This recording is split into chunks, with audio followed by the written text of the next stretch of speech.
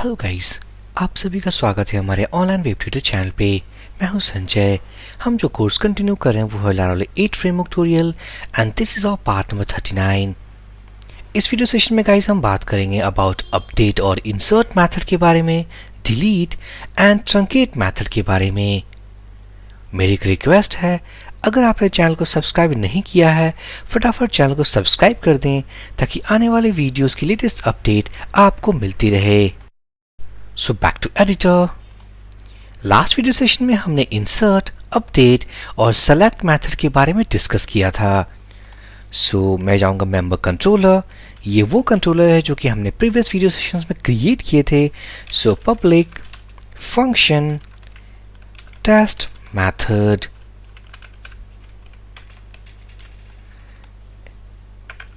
इस मेथड के अंदर सबसे पहले जो मेथड हम यूज करने वाले हैं दैट इज अपडेट और इंसर्ट। अपडेट मेथड के बारे में हमने लास्ट वीडियो सेशन में भी डिस्कस किया था, but this method is used to update any existing row on the behalf of this ID. जो ये मेथड है इसके हेल्प से हम एग्जिस्टिंग डेटा को अपडेट करते हैं by using this where condition. But हमारे क्वेरी बिल्डर में एक और मेथड है कॉल्ड अपडेट और इंसर्ट। हम कैसे यूज करेंगे? db टेबल, या हमारा टेबल नेम होगा called students. Next we need to pass update और इंसर्ट मेथड नेम। अगर मैं टाइप करूं कॉल्ड अपडेट, हम यहां देख सकते हैं we have a method called update और इंसर्ट। इस मेथड के अंदर हमें कुछ पैरामीटर्स पास करने होते हैं। अगर मैं इसके इंटेलिजेंस को दिखाऊं, we need to pass attributes.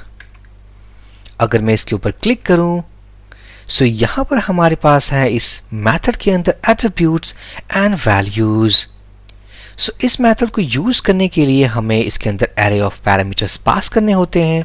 सबसे पहला जो एरे होगा this is called condition. Next array होगा here we need to pass values। यहां पर मैं अगर जाऊं सबसे पहले डेटाबेस में स्टूडेंट्स टेबल, हमारे स्टूडेंट्स टेबल में we have the column called name, email, phone number और जेंडर। अगर मैं कहूं ईमेल इक्वल्स टू दिस, अगर मैं इसे कॉपी कर लूं, अगर मैं यहां टाइप करूंगा called email equals to this email, और नेक्स्ट एरे में हम पास करने वाले हैं name, phone number and gender. यहां पर मैं पास करूं name, sample name. Next column जो है हमारे पास फोन नंबर, और यहां पर मैं डमी वैल्यू पास करूंगा। This is dummy value. Next column जो हमारे पास है कॉल्ड जेंडर, और यहां पर मैं पास करूंगा मेल। इस मेथड को यूज करने के पहले हमने जो पास किया वो है कंडीशन एंड वैल्यूज। जब हम इस मेथड को एग्जीक्यूट करेंगे, ये मेथड इस कंडीशन के बिहाफ पे सबसे पहले हमारे डेटाबेस के स्टूडेंट्स टेबल में चेक करेगी ये ईमेल एक्सेस करती है। अगर वो एक्सेस करती है देन ये इस रो को अपडेट करेगा। It means on the behalf of this email ID it will go and update all this informations. Otherwise अगर ये ईमेल आईडी एक्सिस्ट नहीं करती है कलेक्टिवली ये चार वैल्यूज हमारे टेबल में इंसर्ट होंगे। मैं जाऊं अगर web.php, हम एक राउट क्रिएट करने वाले हैं। Route get method test hyphen method member controller, it's a class,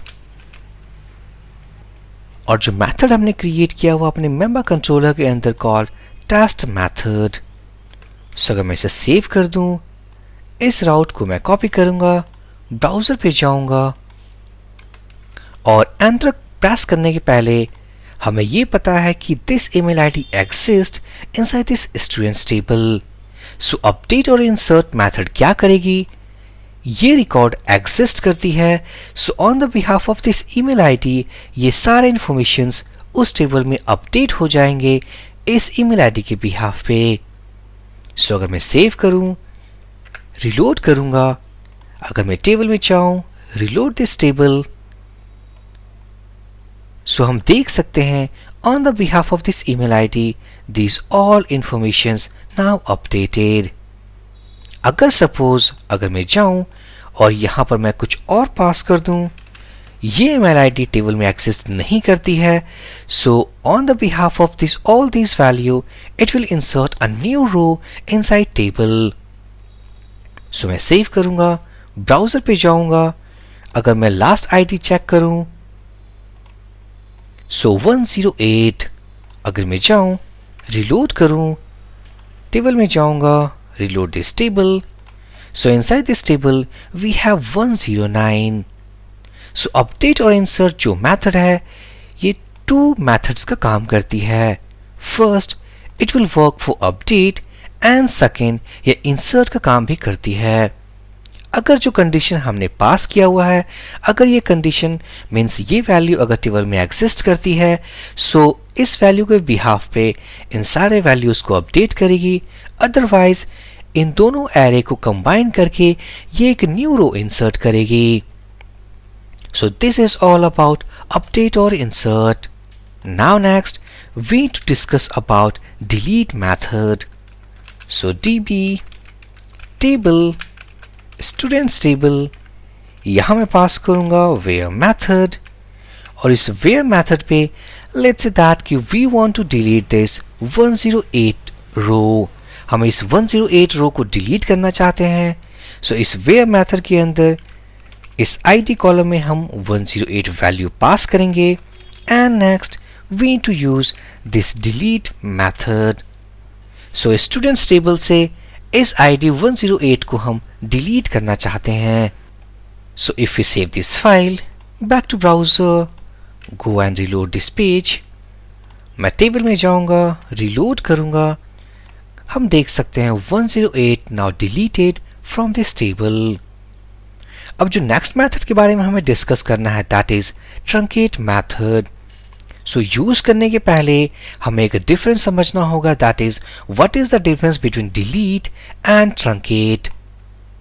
so suppose हमारे टेबल्स में कुछ वैल्यूज हैं, अगर हमने किसी भी वैल्यू को डिलीट करा, सपोज हमारे पास, अगर मैं एक स्लाइड के थ्रू समझूं, स्टूडेंट्स टेबल में हमारे पास जो रोज हैं वो है 1 to 10। अगर मैं सारे रोज को डिलीट कर दूं, डिलीट रोज, और उसके बाद अगर मैं एक नया रो इंसर्ट करूं, it means we have at that situation we have a single row.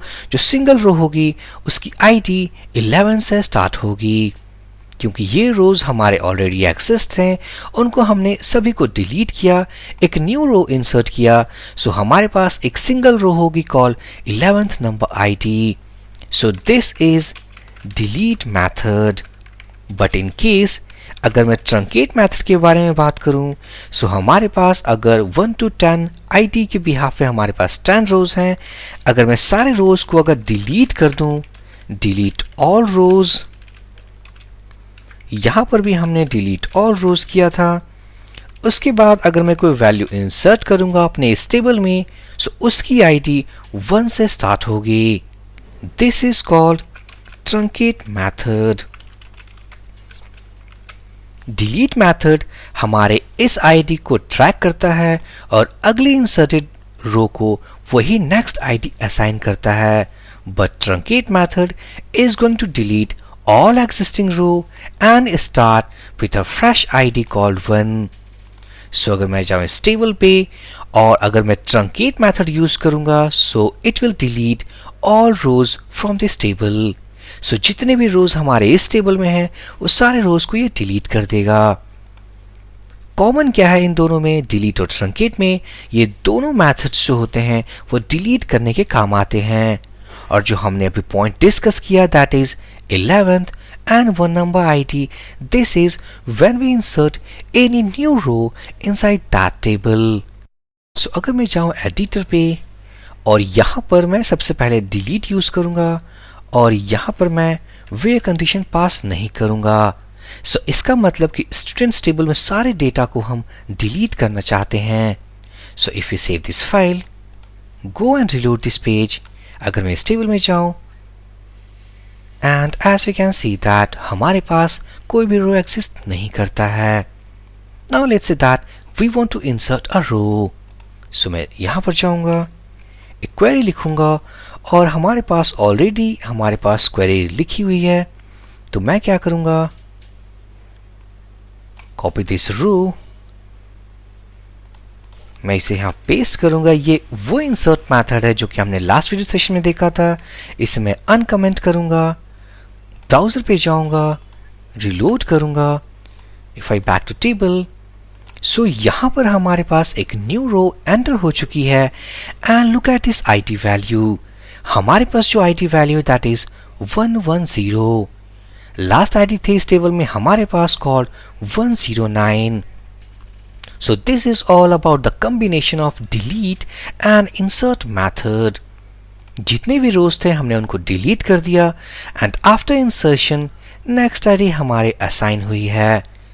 But let's say अगर मैं truncate method के बारे में डिस्कस करूं, so मैं इसे कमेंट कर दूंगा और delete के बजाय if we use called truncate, अगर मैं यहाँ रन करूं, so truncate method is also used to delete all rows from table, but the difference is that अगर मैं एक new row insert करूं अपने इस table में, go and reload, so यहाँ पर look at this id value now is starting from 1. So successfully guys, inside this video we had discussed all about called update or insert, delete and truncate method. So for this video session guys, thank you for watching and have a great day.